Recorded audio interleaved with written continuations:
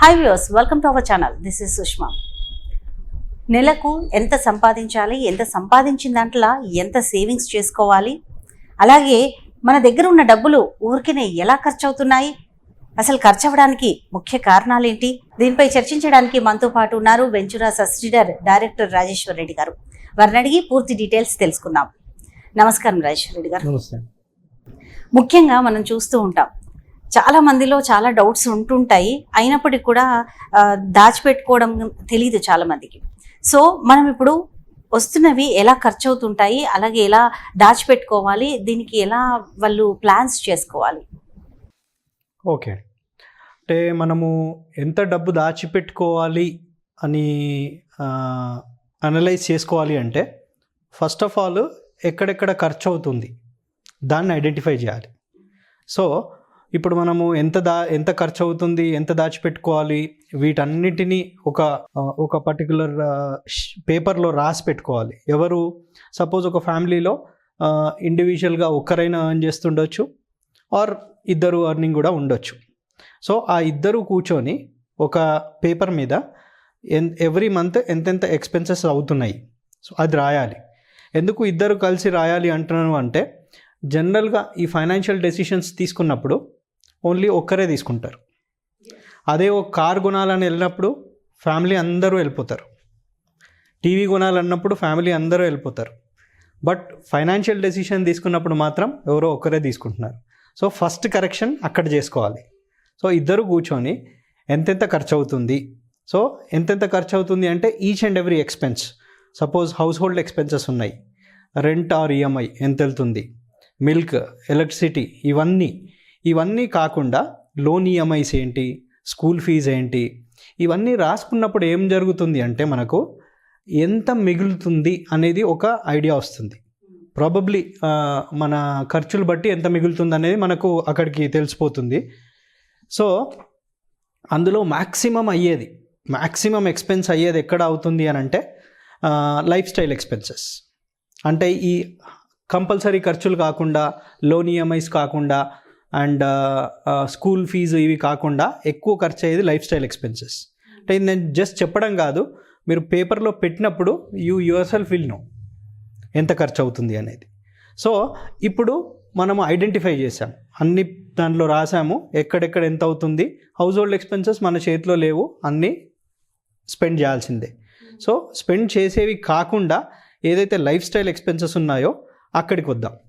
So అక్కడ decrease ఏదో చేసుకుంటారో, ఎంత డిక్రీజ్ చేసుకుంటారో చేసే ఛాన్స్ ఉంటుంది. ఎక్స్ అమౌంట్ మిగులుతుంది. ఇప్పుడు నెక్స్ట్ క్వశ్చన్, ఎంత అమౌంట్ మిగులుతుంది అది. సో దాన్ని ఏం చేయాలి? ఇప్పుడు అమౌంట్ తెలిసింది, బట్ దాన్ని ఏం చేయాలి అనే పర్పస్ మనకి క్లారిటీ ఉండాలి. సో ఆ అమౌంట్ని సేవ్ చేయడమా, ఇన్వెస్ట్ చేయడమా, అంటే ఈ పర్పస్ ఏంటి అంటే ఆ అమౌంట్ ఇన్వెస్ట్ చేసినప్పుడు మీరు ఇప్పుడు చెప్తున్నారు దీన్ని ఎలా బ్యాలెన్స్ చేయాలో చెప్తున్నారు. అంటే ఖర్చు పెట్టడాన్ని అలాగే దాచిపెట్టడాన్ని బ్యాలెన్స్ చేయడాన్ని చెప్తున్నారు. సో ఈ బ్యాలెన్స్లో చాలా మందికి అనుకోకుండా కూడా కొన్ని ఖర్చులు అవుతూ ఉంటాయి, మనం ఎక్స్పెక్ట్ చెయ్యం. అంటే ఈవెన్ మన ఇండియన్ కల్చర్లో మనం చూసుకున్నట్టయితే మనకు తెలియకుండానే మన బంధువులు చేస్తుంటారు. సో మనకి ఇప్పుడు ఫారెన్ కల్చర్కి తీసుకుంటే ఏంటంటే, మనకు కాల్స్ చేస్తే తప్పితే ఎవరు రారు ఇంటికి. బట్ మన ఇండియన్ కల్చర్లో అనుకోకుండా కూడా చాలామంది వచ్చేస్తూ ఉంటారు, అలాంటి ఖర్చులు పెరుగుతూ ఉంటాయి.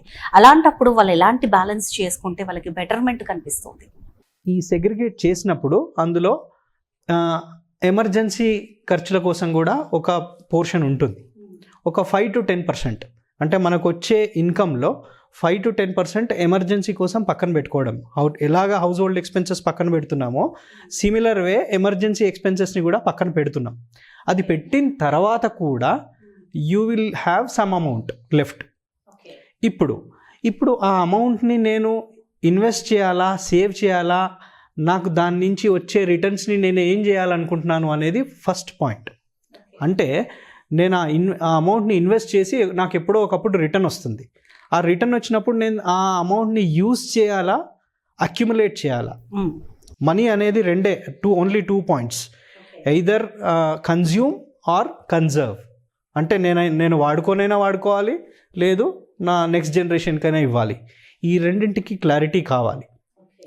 ఎందుకు అంటున్నాను అని అంటే, ఫర్ ఎగ్జాంపుల్ ఇవన్నీ చేస్తారు. ఈ ఈ ఎక్స్పెన్సెస్ రాయడము, అమౌంట్ మిగలడము, ఇన్వెస్ట్ చేయడం అన్నీ చేస్తారు. బట్ ఈ కన్జర్వ్ అంటే నేను వాడుకోవాలా, నెక్స్ట్ జనరేషన్కి పాస్ చేయాలా, ఈ రెండిట్లో ఐడెంటిఫై చేయడానికే ప్రాబ్లం వస్తుంది. దానివల్ల ఏమవుతుంది అంటే, ఫర్ ఎగ్జాంపుల్ పీపీఎఫ్లో ఇన్వెస్ట్ చేస్తారు. ట్యాక్స్ సేవింగ్ పీపీఎఫ్లో 1.5 lakh వరకు ట్యాక్స్ సేవింగ్ అని చెప్పేసి పీపీఎఫ్లో ఇన్వెస్ట్ చేస్తారు. 1.5 lakh ఎవ్రీ ఇయర్. పీపీఎఫ్లో ఉన్న ఫర్ ఎగ్జాంపుల్ మీరు పీపీఎఫ్లో ఉన్న హిస్టరీ చూస్తే, ఎవరైతే పీపీఎఫ్లో ఇన్వెస్ట్ చేశారో వాళ్ళు యూజ్ చేయలేదు అమౌంట్, వాళ్ళ నామినీస్ యూజ్ చేశారు. ఎంత?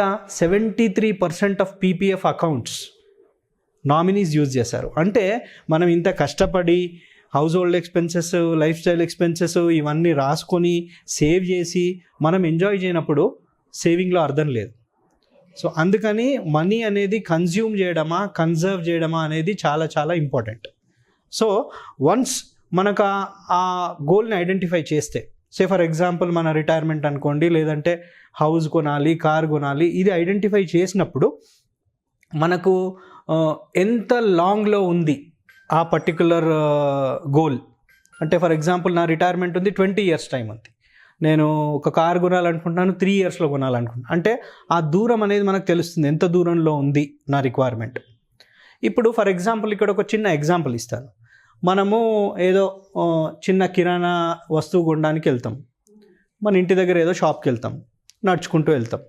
సే ఫర్ ఎగ్జాంపుల్ ఒక 5-6 kilometers ట్రావెల్ చేసేది ఉంది, బైక్ మీద వెళ్తాం. సిమిలర్లీ హైదరాబాద్ నుంచి నేను వేరే సిటీకి వెళ్ళాలి ఆర్ వేరే టౌన్కి వెళ్ళాలి, కార్ యూజ్ చేస్తాం. సిమిలర్లీ నేను తిరుపతియో ఎక్కడికో వెళ్తున్నాను, ట్రైన్ యూజ్ చేస్తాం. ఆర్ వేరే కంట్రీకే వెళ్ళాలి, నేను ఇండియా దాటి వెళ్ళాలి, ఫ్లైట్ యూజ్ చేస్తాం. అంటే మీరు డిస్టెన్స్ని బట్టి వెహికల్ని మారుస్తున్నారు. తక్కువ డిస్టెన్స్ ఉంటే ఒక వెహికల్, ఎక్కువ డిస్టెన్స్ ఉంటే ఒక వెహికల్. సిమిలర్లీ ఇన్వెస్ట్మెంట్లో కూడా తక్కువ డిస్టెన్స్ ఉంటే ఒక ఇన్స్ట్రుమెంట్, ఎక్కువ డిస్టెన్స్ ఉంటే ఇంకో ఇన్స్ట్రుమెంట్. సో ఈ విధంగా మీరు ఆ గోల్ని ఐడెంటిఫై చేస్తేనే మీరు ఏ ఇన్స్ట్రుమెంట్లోకి వెళ్ళాలి అనేది ఐడియా వస్తుంది. సో అప్పుడు ఈ సేవింగ్ ఏదైతే ఉందో, ఈ సేవింగ్కి కరెక్ట్ రూట్, డైరెక్షన్ దొరుకుతుంది. అండ్ ఫర్ ఎగ్జాంపుల్ ఇప్పుడు మీరు ఇన్వెస్ట్ చేస్తున్నారు, ఆ అమౌంట్ తీసి ఒక 20 to 25% మినిమంగా పెట్టుకోండి. 20 to 25% ఇన్వెస్ట్ చేస్తున్నారు. మీరు ఇన్వెస్ట్ చేస్తున్నప్పుడు నేను ఈ వెహికల్స్ చెప్పాను కదా, షార్ట్ డిస్టెన్స్కి ఒకటి, లాంగ్ డిస్టెన్స్కి ఒకటి. ఓవరాల్గా ఉన్న అన్ని ఇన్స్ట్రుమెంట్స్లో షార్ట్ డిస్టెన్స్కి మనం ఎఫ్డి, ఆర్డి ఇవి యూజ్ చేస్తాం, లాంగ్ టైంకి ఈక్విటీ యూజ్ చేస్తుంటాం.